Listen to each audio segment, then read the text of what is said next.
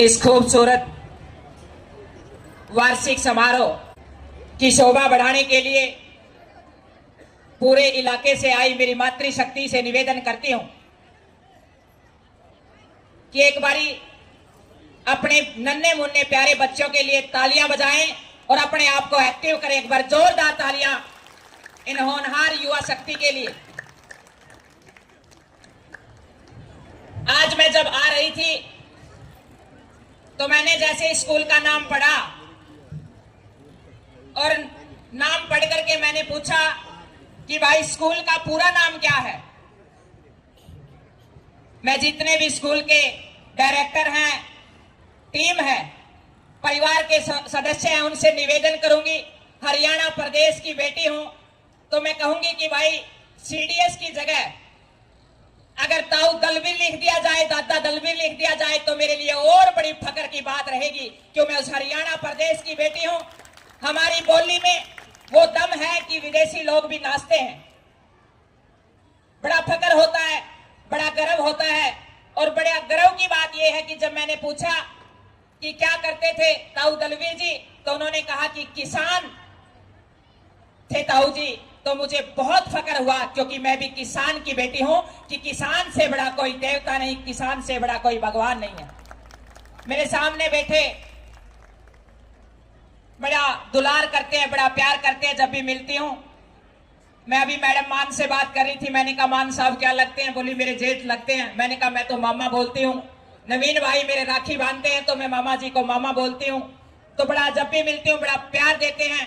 और इस इलाके में जब भी कोई व्यक्ति मिल जाता है तो कहते हैं कि डॉक्टर ऐसा सामान दवाई नहीं देते, वो प्यार की एक बूंद भी पिलाते हैं। तो ऐसा उनका व्यक्तित्व है, मैं उनको नमस्कार करती हूँ। मेरे सामने सत्यवान भाई कुंडू बैठे हैं, मेरे बड़े भाई साहब हैं जो बहुत ही अच्छा राजली में भी, बरवाड़ा में भी अच्छा स्कूल चलाते हैं। जहां पर मंच पर मैं देख रही हूँ सभी गणमान्य लोग हैं, अगर मैं नाम लेने लगूंगी तो शाम हो जाएगी। और इस स्कूल के जो डायरेक्टर हैं वो जितेंद्र भाई साहब मान हैं, वीरेंद्र जी हैं, और प्रिंसिपल मैम मेरे पास आई भागी भागी दौड़ी दौड़ी, बड़ी ऐसी महिला, और कहने लगी अनीता जी मेरी नब्ज देख लो, आपको देख करके मेरी हार्ट बीट तेज हो रही है। मैं आपको फेसबुक के माध्यम से देखती हूँ, आज मिलने का सौभाग्य मिला। मैंने कहा मेरे लिए ये सौभाग्य की बात है कि आप मेरे इंतजार में, आपकी धड़कन तेज हो रही थी, जो मेरे लिए और खुशी की बात है इस प्रांगण में आने के लिए। मेरे सामने बैठे मेरे चाचे ताऊ, मेरी चाची ताई, सभी को नमस्कार करती हूँ, प्रणाम करती हूँ। मेरा मन नहीं कर रहा था कि मैं मंच पे आकर के बोलूं, क्योंकि बच्चों के अंदर इतनी विदाएं थी। मैं पूरे स्कूल को, पूरे स्कूल की टीम को, पूरे स्टाफ को, जितने भी प्रांगण को सजाने के लिए मेहनत करते हैं, सभी को मैं दिल से धन्यवाद देती हूं कि इतना खूबसूरत प्रांगण आपने इस ग्रामीण भूमि पे। अभी एमएलए साहब बोल रहे थे, विनोद बेड़ा जी, जो हमेशा मुझे एक बेटी की तरह सने रखते हैं, कि मुझे तो सपने में भी नहीं सोचा था कि गांव कि एक भूमि पर इतना खूबसूरत स्कूल हो सकता है। अरे मैं एक ही बात कहना चाहती हूँ, जब मैं 1857 की बात करूं, हमारे देश ने जब आजादी के लिए लड़ाई लड़ी, जंग लड़ी, जब भी मैं सेना की बात करूं, जब भी मैं खेत की बात करूं, तो ये ग्रामीण परिवेश का बच्चा ही वहां जाकर के हल चलाता है और सियाचिन का ग्लेशियर सींचता है। ये ग्रामीण मिट्टी के अंदर ताकत है, गांव हमारी वो ताकत है।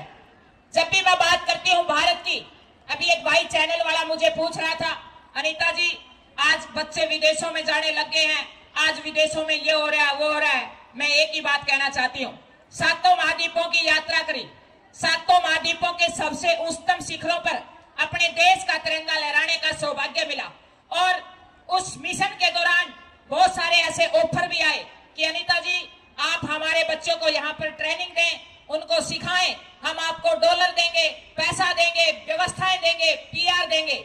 मैं बड़े फख्र के साथ कहती हूँ, बड़े गर्व के साथ कहती हूँ कि मैंने पैसा प्यारा नहीं लगा। मैं एक ही बात कहती हूँ पूरे विश्व में घूम करके कि इतनी खूबसूरत भूमि जो भारत की भूमि है, उससे शानदार भूमि नहीं हो सकती। और भारत में इतना खूबसूरत राज्य है, वो हरियाणा प्रदेश जैसा राज्य नहीं हो सकता। जहाँ दूध दही का खाना, वो मेरा हरियाणा। अगर बात करूं चाचे ताऊओं की, चाची ताइयों की, जब प्यार से आप इज्जत से उनके साथ, स्नेह से, उनके सम्मान के साथ उनके साथ बैठते हैं, उनसे बात करते हैं, तो इतना प्यार लौटाते हैं, मुझे किसी प्रदेश और देश में देखने को नहीं मिला। ये मेरा हरियाणा प्रदेश है। गांव की अगर बात करूं, गांव के अंदर शहर की चर्चाएं चल जाती हैं।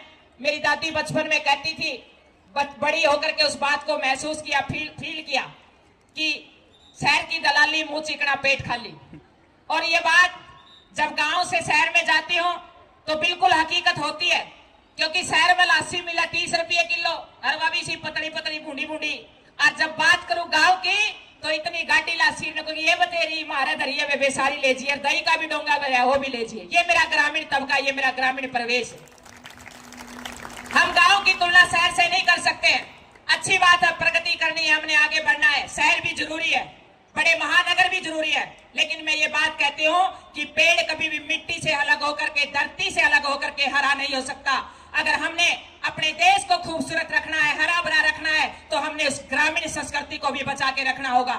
आज इतने अच्छे अच्छे स्कूल है, सीडीएस जैसे बड़ी बड़ी संस्थाएं हैं, लेकिन मैं एक बात जरूर कहूंगी, इस पे चिंतन हमने करना होगा कि हमें आज बच्चों को बहुत अच्छी शिक्षा दे रहे हैं, अच्छी इंग्लिश बच्चे सीख रहे हैं, अच्छी हिंदी बच्चे सीख रहे हैं, लेकिन मैं एक बात जरूर आपके सामने रखना चाहूंगी कि हमारी जो संस्कृति है, हमारे जो संस्कार है, हमारी जो असली ताकत है, हमारे जो परिवार है। तो जितने भी मेरे यहाँ पर चाचे ताऊ बैठे हैं, आपके बच्चे भी शहरों में पढ़ते हैं, जब गांव में ग्राउंड के अंदर जाती हूँ तो महसूस करती हूँ। मैं तो एक ही बात कहूंगी कि जिसके बच्चे महानगरों में, शहरों में रहते हैं, तो उनको ग्राउंड की उस भूमि से जोड़ने का काम करें, ताकि माँ बाप को अनाथ आश्रम, वृद्ध आश्रमों में ना जाना पड़े। ये बहुत बड़ा गंभीर विषय है। अगर हम इस पे विचार नहीं करेंगे तो ये हमारे लिए बहुत बड़ी समस्या है आने वाले समय के लिए। हमने इन चीजों के ऊपर, क्योंकि शिक्षा का मतलब एक नौकरी पाना नहीं है, एक रोजगार पाना नहीं है। शिक्षा का मतलब है कि आप सामाजिक रूप से भी, आर्थिक रूप से भी, आप हर वर्ग, हर तबके को साथ में लेकर के आगे बढ़े, हर छोटे बड़े का महत्व समझे, आप एक दूसरे का सपोर्ट बने, एक दूसरे की ताकत बने, ऐसा मेरा मानना है। अगर आप शिक्षा का मतलब एक रोजगार मानते हैं तो मेरा मानना है कि वो बिल्कुल भी सही नहीं है। शिक्षा का मतलब है कि आप इतने बड़े स्तर पर अपनी सोच को लेके जाए कि जब भी समाज में आपकी जरूरत पड़े तो आप कंधे से कंधा मिलाकर के आगे बढ़े। एक समय ऐसा होता है कि आपको समाज से आवश्यकता होती है, लेकिन एक समय ऐसा आता है कि आप समाज को देने वाले बनते हैं। आज हम सब ने ये विचार करना होगा ताकि हमारा समाज, हमारा गांव, क्योंकि आज ये सोशल मीडिया का जो जमाना है, जो मोबाइल का युग है, मैं एक बात कहती हूँ, जितनी मेरी मातृशक्ति बैठी है, आप सभी के लिए बहुत जरूरी है ये विचारने के लिए। आज ये रील का जमाना है और मैं एक ही बात कहती हूँ, जिंदगी रील से नहीं चलती, जिंदगी रियलिटी से चलती है। अगर आप रियल में इसको महसूस नहीं करेंगे, क्योंकि आज माताएं इंस्टा पे रील बनाती हैं। मैं एक बात कहती हूँ आप सभी को, ये लाइन मैंने जोड़ी थी, मैं कवि तो नहीं हूँ, ना कोई बहुत बड़ी वक्ता हूँ, लेकिन मैंने महसूस किया था, कहीं भी देखो, आज इस मंच से मैं कहना नहीं चाहती लेकिन कहना पड़ेगा, अगर कोई मौत भी हो रही है तो वहां भी हम रील बनाने लग जाते हैं। हमने ये महसूस नहीं है कि हम कहां पर खड़े हैं, किस जगह पे खड़े हैं, हम किस दुख में आए, किस सुख में आए। मैं जितनी भी मातृशक्ति बैठी है, एक ही बात कहना चाहती हूँ कि आज आप इंस्टा पे रील बनाती रहना, आज आप इंस्टा पे रील बनाती रहना, आने वाले समय में ये बच्चे आपकी रील ना बना दे तो अनीता कुंडू से आकर के बात कर लेना। क्योंकि अगर हम उनको हकीकत से परिचित नहीं कराते, जब दुख सुख होता था तो हम रेडियो भी बंद करते थे, फोन तो बहुत दूर की बात थी, हम कोई भी चीज ऐसी नहीं चलाते थे कि पड़ोस में अगर सुख दुख हो गया है तो हम महसूस करते थे पीड़ाओं को, दर्द को। अगर हमने ये बात बच्चों को नहीं सिखाई तो हम एक अच्छे इंसान का निर्माण करने से दूर हो जाएंगे। मेरा अपना मानना है, शिक्षा का मतलब हिंदी इंग्लिश सीखना नहीं है, शिक्षा का मतलब है संवेदनाएं सीखना, दुख सीखना, सुख सीखना, एक दूसरे की मजबूरी समझ करके उसकी ताकत बनना।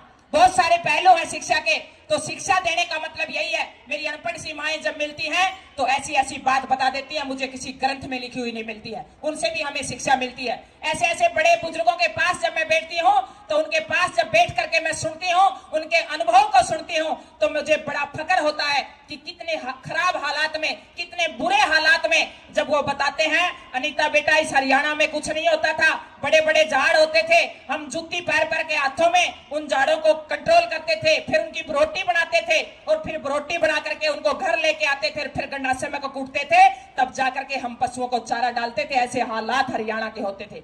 1966 में हरियाणा बना और 1966 से लेकर के आज हमारे बुजुर्गों ने कितना मेहनत और संघर्ष करके आज ये हाईवे बना दिए हैं, आज ये खूबसूरत हरियाणा बना दिया है। मेरे जितने भी नौजवान खड़े हैं, मैं एक ही बात कहना चाहती हूँ, मेरी जितनी भी मातृशक्ति मेरे सामने बैठी है, जितने भी नई तबके की बहुएं बैठी है, मैं एक ही बात कहना चाहती हूँ कि अपने बच्चों को अपने दादा दादी के पास जरूर बिठाएं, ताकि वो अपने जीवन के अनुभव बता करके अपने बच्चों को वो बताएं कि कितने संघर्ष से आज जिस प्रांगण में आप पढ़ रहे हैं, जिस स्कूल में आप पढ़ रहे हैं। मैं खुद महसूस करती हूँ, मेरे सामने इतना बड़ा प्रांगण नहीं था, हम कट्टे पे बैठ के पढ़े हैं।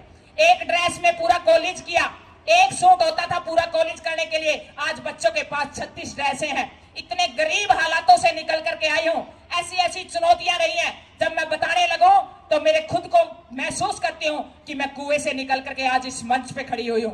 बहुत सारी ऐसी व्याधियां रही हैं, बहुत सारे ऐसे सामाजिक ताने बाने और ऐसी ऐसी बातें भी रही हैं जिनको महसूस करके इस मंच पे आकर के आज मैं खड़ी हुई हूं।